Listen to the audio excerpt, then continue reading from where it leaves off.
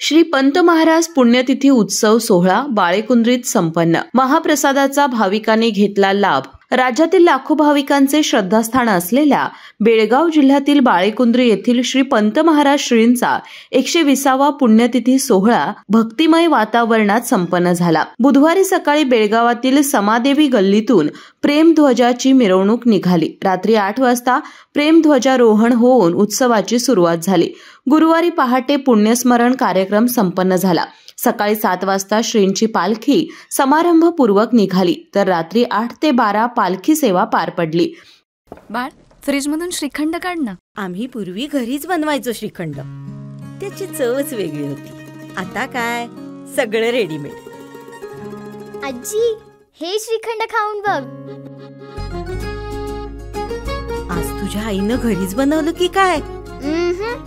हे आहे गोकुळचं श्रीखंड। अगदी जिभेवर रेंगाळणार। जिभेवरच नाही तर मनावरही रेंगाळणार। गोकुळ श्रीखंड, मनावर रेंगाळणार। महाराष्ट्र, बेळगाव आणि मध्य प्रदेश या राज्यातील सर्व भाविकांसाठी महाप्रसादाचं आयोजन करण्यात आलं होतं। आज श्रींची पालखी अमराईतील पूज्यस्थानी जाईल। यानंतर सोहळ्याची सांगता होणार आहे।